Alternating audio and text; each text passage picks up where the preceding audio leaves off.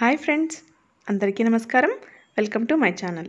Friends, ఈరోజు నేను మీకు పెరుగు వడ ఎలా తయారు చేసుకోవాలో చూపించబోతున్నాను. ఈ పెరుగు వడని కొంతమంది మైసూర్ బోండా, మైసూర్ బజ్జీ అని కూడా అంటారు. సో ఇది చాలా టేస్టీగా ఉండేటువంటి ఈవినింగ్ స్నాక్ ఐటెం. సో ఇది ఇంట్లో చాలా ఈజీగా తయారు చేసుకోవచ్చు. ఇది ఎలా తయారు చేసుకోవాలో ఈ వీడియోలో నేను మీకు చూపించబోతున్నాను. సో ఆనియన్స్ని ఈ విధంగా సన్నగా కట్ చేసుకొని 1 కప్పు మైదా పిండి, అదేవిధంగా కొత్తిమీర, కరివేపాకు ఈ విధంగా సన్నగా కట్ చేసుకొని కలుపుకోవడానికి పెరుగు. సో ఇవన్నీ రెడీ చేసుకున్న తర్వాత మనం ఒక బౌల్ తీసుకొని దానిలోనికి 1 కప్పు మైదా పిండిని తీసుకొని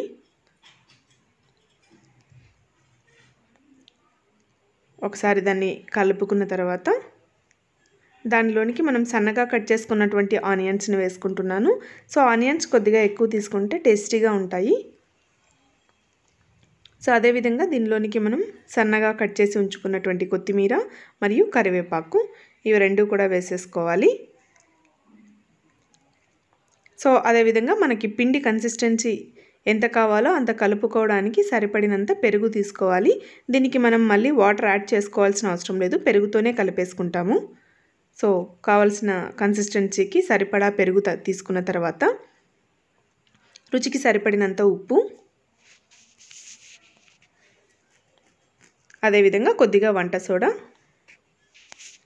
అలాగే కొద్దిగా జీలకర్ర.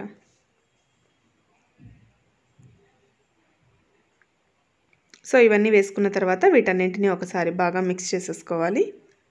సో మనకి బోండాలు వేసుకోవడానికి ఏ కన్సిస్టెన్సీ కావాలో ఆ విధంగా మనం కలుపుకుంటే సరిపోతుంది.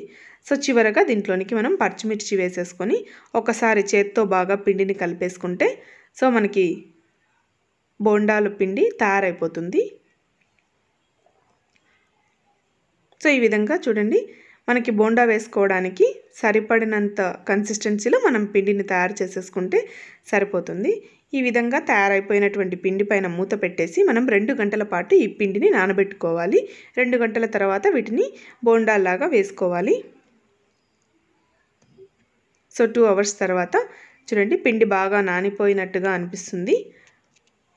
సో ఒకసారి దీన్ని బాగా కలుపుకొని మనం చూడండి ఈ కన్సిస్టెన్సీ వచ్చింది కాబట్టి ఇప్పుడు మనం బాండ్లీ పెట్టుకొని దాని మీద డీప్ ఫ్రైకి సరిపడా ఆయిల్ వేసుకొని ఆయిల్ వేడెక్కే వరకు వేచి ఉండాలి. సో ఈలోపు మనం దీనికి కావలసినటువంటి కొబ్బరి పచ్చడిని తయారు చేసుకుందాం. సో దానికి గాను పచ్చి కొబ్బరి తురుము, ఈ విధంగా పచ్చి కొబ్బరిని తురుముకొని దాన్ని మనం మిక్సీ జార్లో వేసుకొని అదేవిధంగా దీనిలోనికి ఒక 4 పచ్చిమిర్చి వేసుకొని కొద్దిగా కొత్తిమీర, రుచికి సరిపడినంత ఉప్పు, కొద్దిగా చింతపండు ఇవన్నీ వేసుకొని వీటిని మనం మిక్సీలో చట్నీలాగా బాగా పేస్ట్ చేసేసుకుంటే కొబ్బరి పచ్చడి తయారైపోతుంది. సో ఈ కొబ్బరి పచ్చడికి పోపు కూడా వేసుకున్నాను. ఆవాలు, జీలకర్ర వేసి కొద్దిగా పోపు వేసుకున్న తర్వాత ఈ గ్రైండ్ చేసుకున్నటువంటి ఈ కొబ్బరి పచ్చడి మొత్తాన్ని ఆ పోపులో కలిపేసుకొని ఈ చట్నీని ఒకసారి బాగా కలుపుకుంటే అంతే, ఎంతో టేస్టీగా ఉండేటువంటి ఈ కొబ్బరి పచ్చడి తయారైపోతుంది. ఈ కొబ్బరి పచ్చడితో ఈ మైసూర్ బజ్జీ చాలా బాగుంటుంది కాబట్టి ఇది కూడా తయారు చేసుకున్నాము. సో ఇప్పుడు ఆయిల్ వేడెక్కిపోయి ఉంటుంది కాబట్టి ఒకసారి మనం ఆయిల్ని చెక్ చేసుకొని సో వేడెక్కిన తర్వాత దీనిలోనికి మనం రెడీ చేసుకున్నటువంటి పిండితో ఈ విధంగా చిన్న చిన్నగా బోండాల్ని వేసుకోవాలి. సో ఇవి ఎక్కువ పెద్ద సైజులో వేసుకోవాల్సిన అవసరం లేదు, ఎందుకంటే ఇవి చిన్నగా వేసుకున్నా కూడా ఆయిల్లోకి వేసిన తర్వాత ఇవి ఆటోమేటిక్గా పెద్దగా అవుతాయి కాబట్టి మనం కొద్దిగా ఈ విధంగా వేసేసుకొని వీటిని రెండు వైపులా బాగా బ్రౌన్ కలర్ వచ్చే వరకు వీటిని కాల్చుకోవాలి. సో వీటిని టర్న్ చేసుకుంటూ బాగా డీప్ ఫ్రై చేసుకుంటే సరిపోతుంది.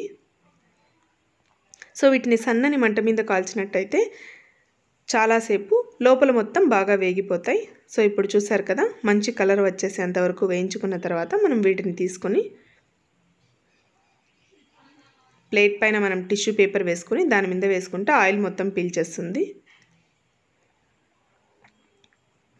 సో ఈ విధంగా మంచి కలర్ వచ్చే వరకు వీటిని బాగా డీప్ ఫ్రై చేసుకున్న తర్వాత తీసేసుకోవాలి.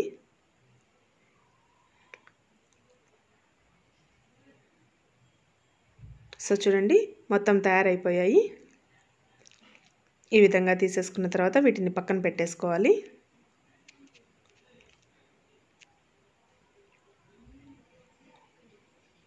సో అదేవిధంగా మనం మళ్ళీ మిగిలిన పిండితో ఇదే విధంగా బోండాలన్నింటినీ వేసేసుకొని వీటిని కూడా రెండు వైపులా టర్న్ చేసుకుంటూ డీప్ ఫ్రై చేసేసుకోవాలి. సో చూసారు కదా, ఈ విధమైనటువంటి కలర్ వచ్చిన తర్వాత వీటిని కూడా మనం తీసేసి ప్లేట్లోకి వేసేసుకోవాలి. ఈ విధంగా పిండి మొత్తాన్ని వేసేసుకుంటే మైసూర్ బజ్జీ అనేటువంటిది తయారైపోతుంది.